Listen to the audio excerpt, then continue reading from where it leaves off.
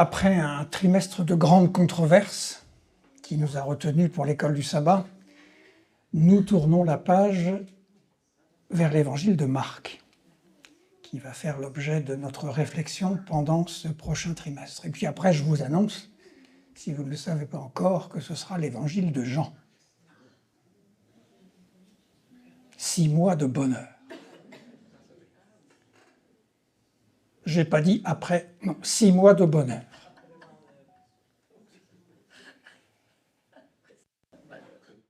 Parfois, on nous dit à la fin de nos prédications, mais comment vous êtes arrivés à cette interprétation? Je reviens sur le mot interprétation. Mes frères et sœurs, c'est pas un mot à bannir. Vous êtes des interprètes de la Bible. Toute lecture est une interprétation. Souvenez-vous, l'eunuque éthiopien et Philippe? Le brave homme avait lu, et Philippe lui pose la question, est-ce que tu comprends ce que tu as lu? Non. Toute lecture doit aboutir à une interprétation. Je passe. Donc, parfois on nous dit, mais comment vous êtes arrivé à cette conclusion? Alors, on va faire quelque chose d'un peu particulier aujourd'hui. On va commencer par la prédication, et puis cet après-midi, je vais vous expliquer comment je suis arrivé là, parce que ma méthode peut vous servir pendant tout le trimestre. Comment peut-on étudier les évangiles? Comment peut-on étudier, par exemple, l'évangile de Marc? J'espère que le trimestre prochain, vous inviterez quelqu'un d'autre qui vous dira que l'étude de l'évangile de Jean ne se fait pas sur les mêmes bases que l'évangile de Marc, parce que ce sont 2 évangiles tout à fait différents. Alors, nous allons évidemment nous pencher sur le texte qui a été lu il y a quelques instants par notre sœur. J'aimerais vous demander donc de réouvrir votre Bible dans l'Évangile au chapitre 14, où nous allons considérer les 2 ou 3 versets qui précèdent la lecture. Versets qui nous disent que c'est le temps de la Pâque. Autrement dit, c'est le moment de la fête de la libération. C'est normalement le temps de la joie, le temps où on célèbre l'action du Seigneur pour son peuple, qui l'a fait sortir d'Égypte, qui a mis un terme à ces 400 années d'esclavage. Mais ici, vous avez remarqué quelque chose dans ces versets peut-être. Est-ce que c'est vraiment le temps de la joie? Est-ce que c'est vraiment le temps de la libération? Quelle est l'idée que vous tirez de ces 2 ou 3 versets là, qui ont précédé la lecture? Qu'est-ce qui se passe? Dites-moi. Je ne veux pas faire du monologue, mais... Oui, et alors? On cherche à le faire mourir. Ce n'est pas le temps de la joie, mais ça s'appelle un complot, hein? On cherche à le faire mourir, mais on peut pas le faire comme on veut parce qu'on craint que la foule, qu'il y ait de l'agitation, quoi. Donc, pardon, on va magouiller. Ça, c'est les 2 ou 3 versets qui précèdent notre lecture. Maintenant, j'aimerais vous emmener après notre lecture. On s'est arrêté au verset 9. Et qu'est-ce qui vient après? Dites-moi, qu'est-ce que vous découvrez dans les versets qui suivent? Le ou les versets qui suivent? Judas. Et qu'est-ce qui se passe pour Judas? Une trahison.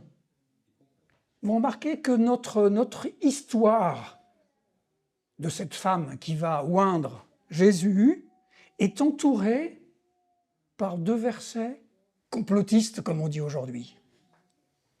C'est donc une fête de la libération qui est mal encadrée. Et déjà, là, vous avez un indice sur la manière dont on doit lire Marc.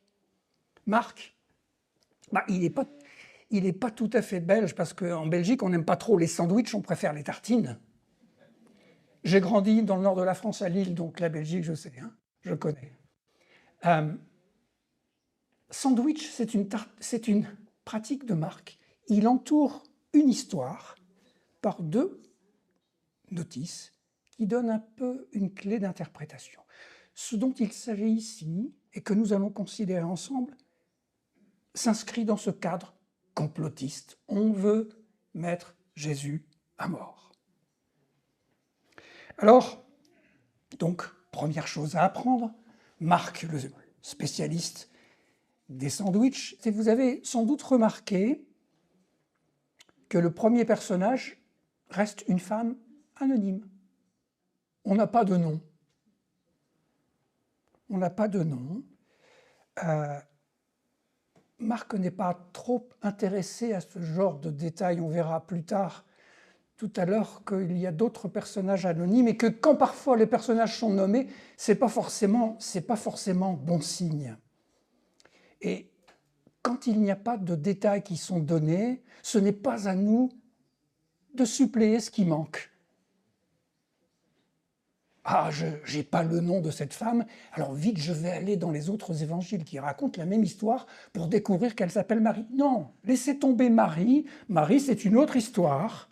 Nous sommes dans l'évangile de Marc et cette femme-là reste une femme anonyme. Et d'une manière générale, grand principe de lecture, chaque évangile, et je vais le répéter, chaque évangile a sa valeur pleine et entière.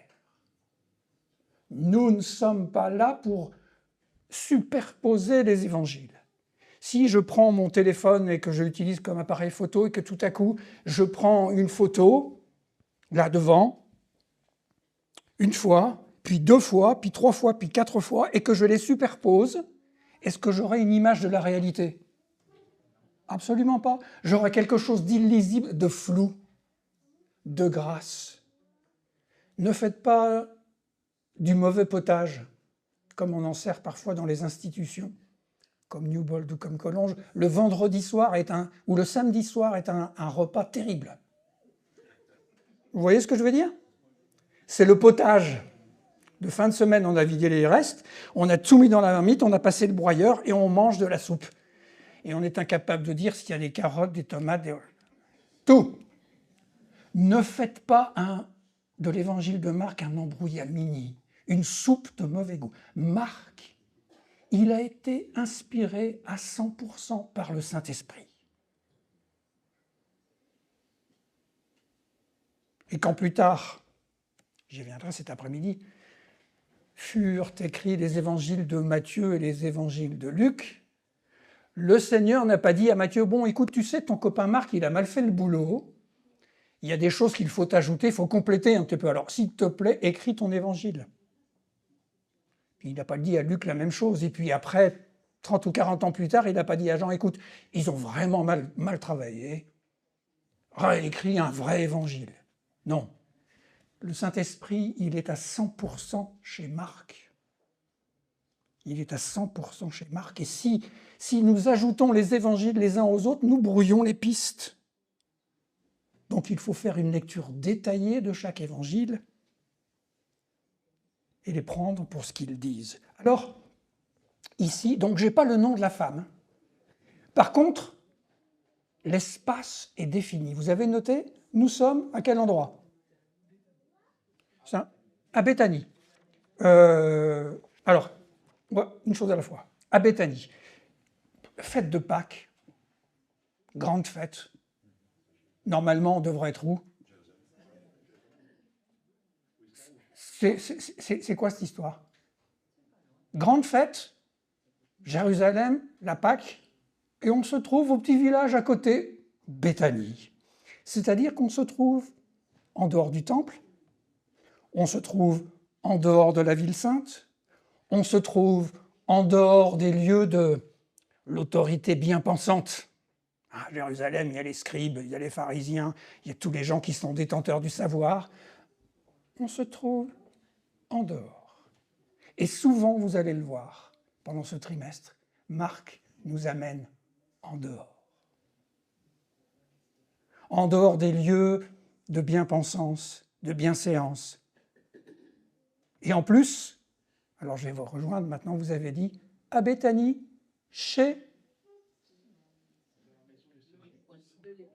dans la maison de Simon le lépreux. Ça fait tâche, ça, non?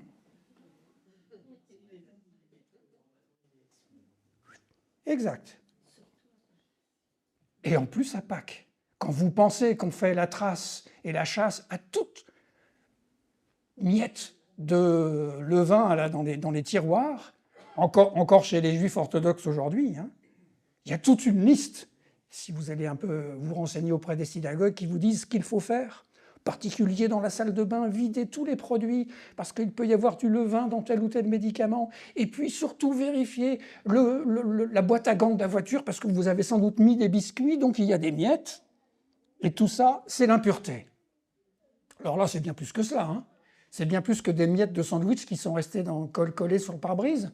Non, chez Simon le lépreux. Alors, ancien lépreux, ne rajoutez pas au texte ce que le texte ne dit pas. Si c'est un ancien lépreux, pourquoi tout à coup faire référence au passé? Un lépreux guéri?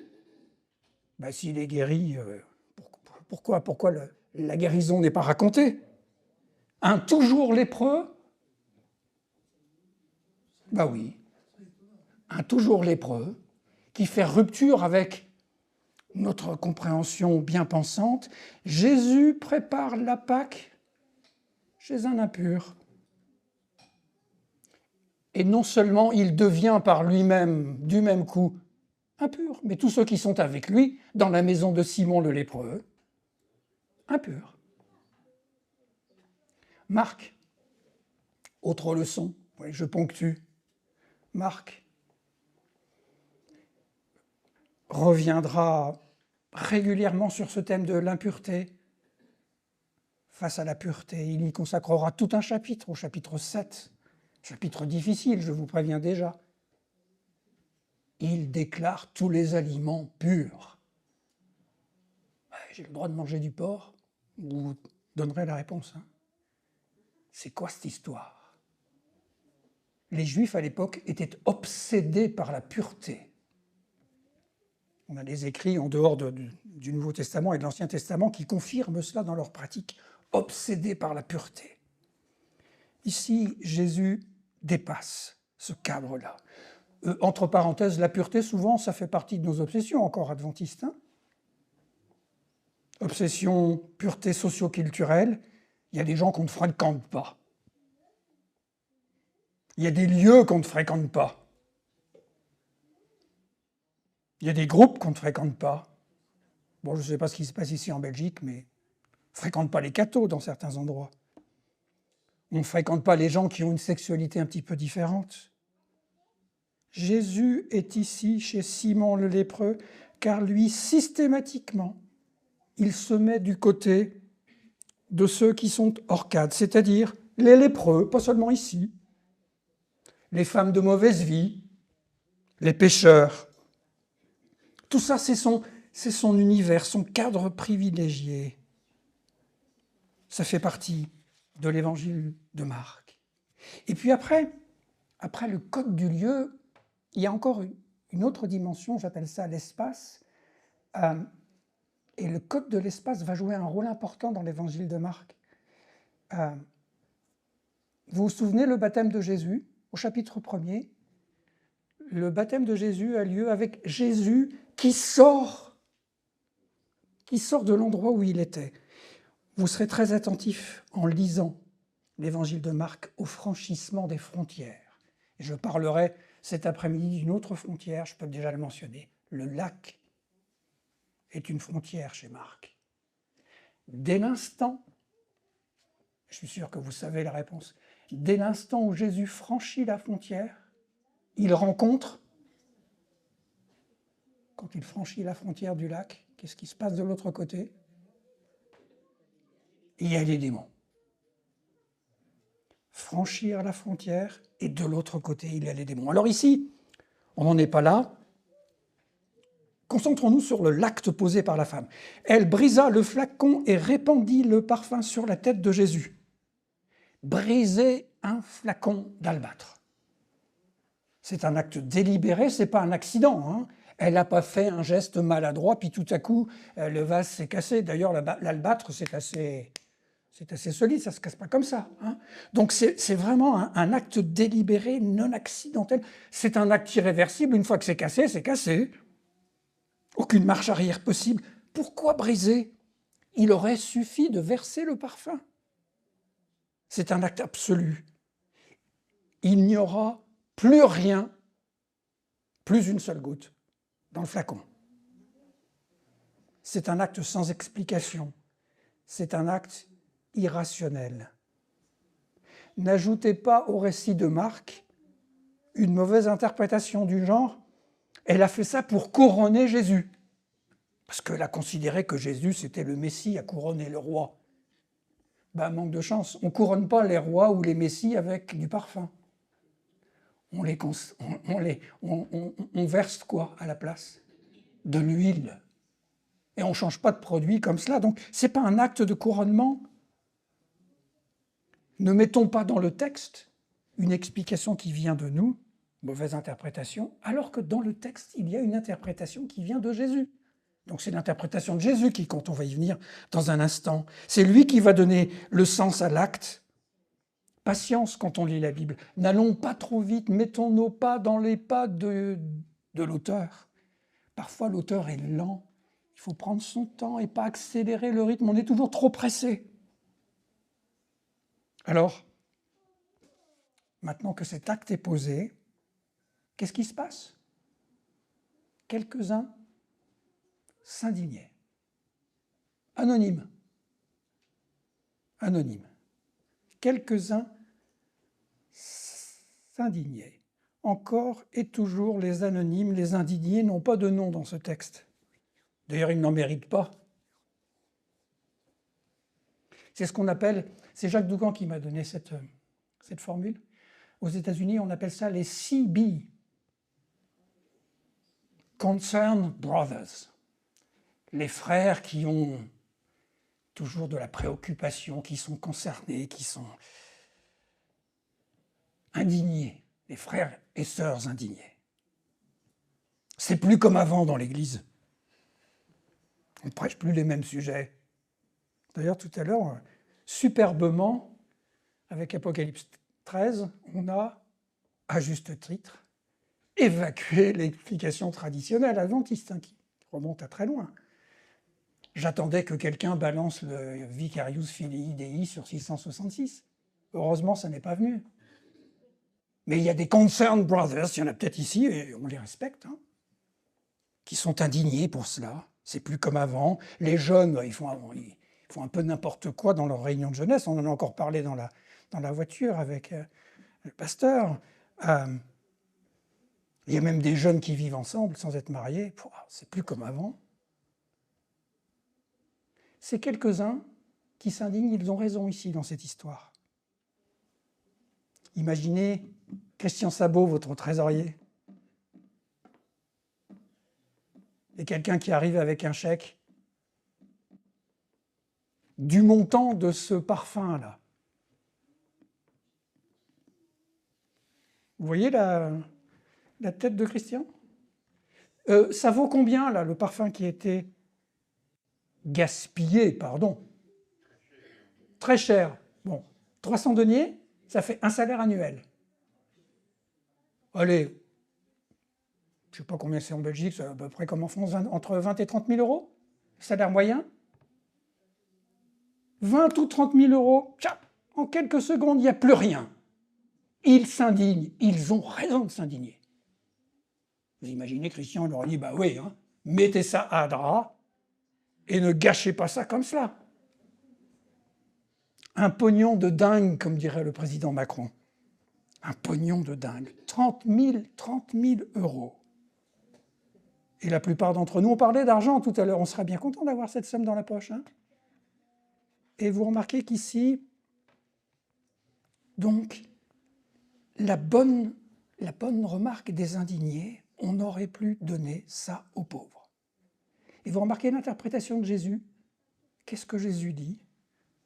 Dans un sens, il leur donne raison. Et vous voyez qu'il faut se méfier avec Jésus, parce que parfois les pauvres, vous les avez toujours, ce n'est pas le moment. Donc si vous radicalisez la parole de Jésus, ici les pauvres, ils les méprisent, mais ce n'est pas du tout le sens.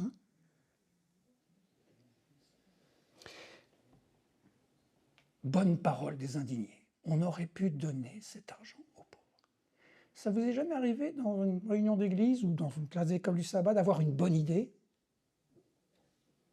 de ce style-là, où vous vous indignez, vous montez au créneau. Et en fait, c'est pas si bon que ça, c'est pas si transparent que ça. C'est ce qui se passe ici. On aurait pu donner cet argent aux pauvres. Bon alibi, les pauvres. Bonne morale, bonne logique. Marc, il faudra vous y habituer, est rarement du côté de la logique.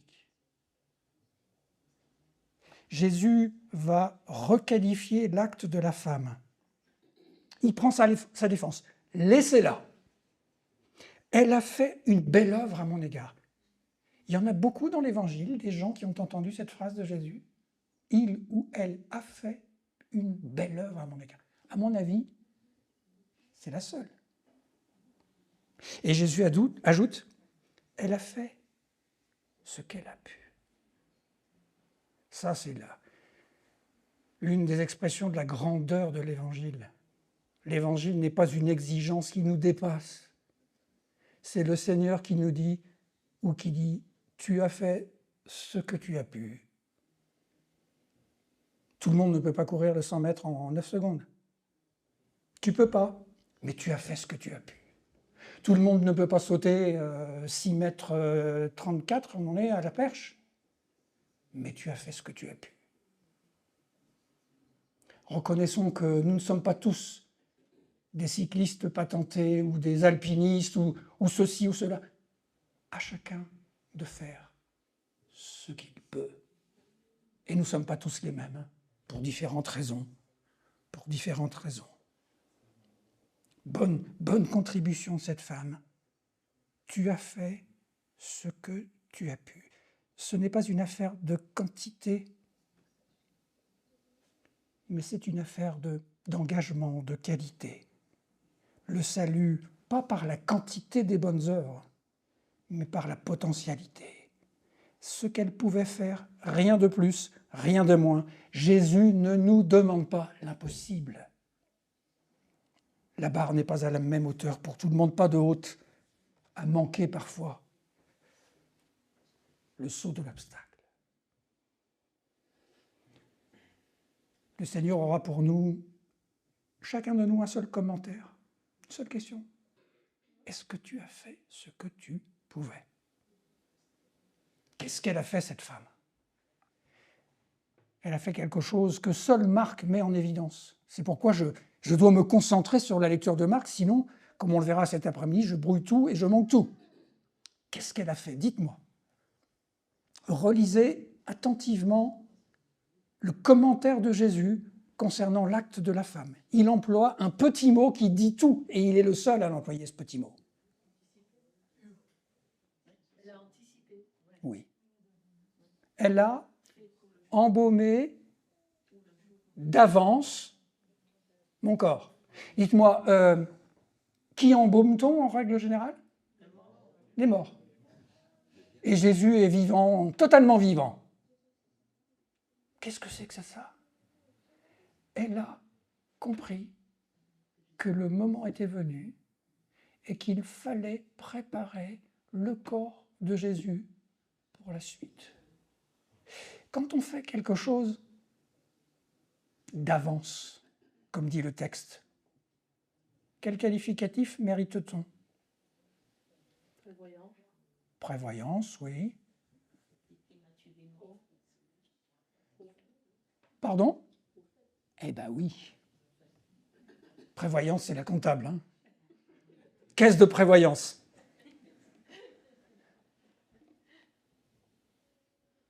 Et cette femme anonyme, c'est le premier prophète chrétien. Elle fait d'avance. Elle fait d'avance. Elle était préparée par l'entourage de Jésus. Quand Jésus a dit dans les chapitres qui précèdent « Je vais mourir », réaction des disciples, Pierre en premier, « Jamais, Seigneur, ça ne t'arrivera pas ». Et ce petit bout de femme-là, anonyme dans son coin, tout le monde se fiche d'elle, s'indigne. Non, elle est la première voix prophétique du christianisme. Elle a d'avance embaumé le corps de Jésus. Moi, Je rêve d'une Église qui est en avance. Devant, pas derrière les événements que trop souvent nous suivons, et avec beaucoup de retard. Parce que le temps que le train se met en marche, forme de lune, ça prend. Une Église, si nous prétendons être un mouvement prophétique, il faut non pas simplement être à jour, mais devant le jour. Une Église locomotive du train de l'histoire et non pas le dernier wagon. Et cette femme-là nous donne un exemple extraordinaire. Moi, j'ai beaucoup de peine avec les réflexions concernant notre Église qui sont simplement tournées vers le passé, où tout, semble-t-il, paraît-il, était bien mieux, c'était parfait, les pionniers et tout et tout. Ça ne m'intéresse pas, le parfait. Ça ne m'intéresse pas de regarder dans le rétroviseur. Je me battais contre ma fille quand elle prenait ses premières leçons de conduite, était obsédée à régler son rétroviseur. J'ai tourné le rétroviseur, maintenant tu regardes devant toi et t'avances. Cette femme nous le rappelle. Et c'est bien là le sens de son acte. Une prophète annonçant une Église en avance et pas en retard, une Église locomotive de la société, pas wagon de queue comme je l'ai dit. Une Église qui dit les choses avant qu'on comprenne tout.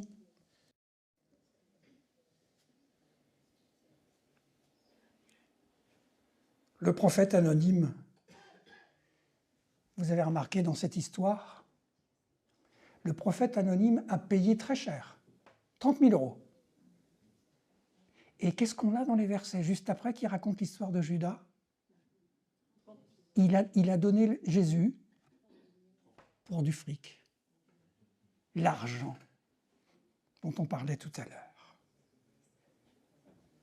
Alors, il y a un autre grand sandwich qui dépasse celui-là, qui est l'histoire d'une autre femme qui se situe avant. Vous connaissez cette autre femme? À la sortie du temple, qui, elle, histoire d'argent, a donné tout ce qu'elle avait. C'est au chapitre 12 de l'évangile de Marc. Avant que ne commence le cycle de la passion, on fait la différence entre les riches et les pauvres, entre ceux qui donnent de leur superflu, beaucoup, et cette femme qui donne 2 leptes, et Marc précise, valant un cadran, équivalent en euros aujourd'hui, pas plus petit, 1 centime d'euro. Et vous osez mettre ça à l'offrande? 1 centime d'euro. L'opposition entre l'abondance et le manque. Eux, ils ont mis de leur abondance, mais elle a mis de son manque. Tout ce qu'elle possédait, tout ce qu'elle avait pour vivre. Opposition entre la générosité et le superflu, entre le don absolu radical et le don annexe. Elle a mis de son manque. Eh bien, mes amis, grand sandwich dans l'évangile de Marc, à nouveau. Le christianisme, c'est quoi? C'est le don absolu. Première femme.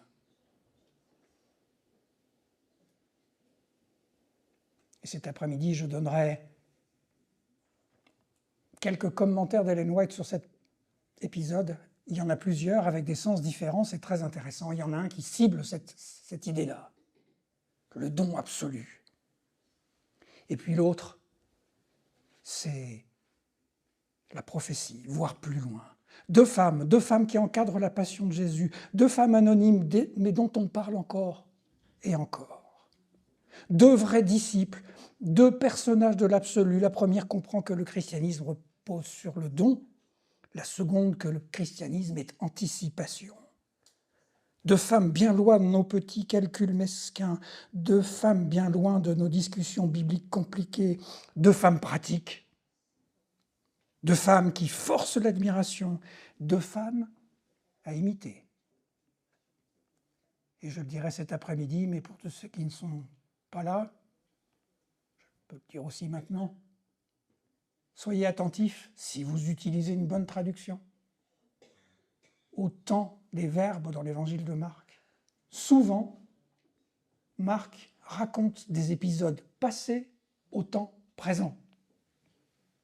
Et bien des traducteurs n'aiment pas ça, donc ils mettent un passé composé ou un passé simple partout. Non, non, le temps présent. Marc n'aime pas raconter des histoires pour raconter des histoires. Il fait comme si l'histoire, elle se passait là, maintenant, devant nous. Parce que vous l'avez compris, cette histoire des deux femmes n'a aucun intérêt, sauf si elle devient notre histoire. C'est-à-dire si nous prenons ces deux femmes comme des exemples à imiter. Non pas au passé, non pas demain, plus tard, au futur, mais aujourd'hui, à Namur, en Belgique, chez vous. Que le Seigneur vous aide, nous aide. Amen.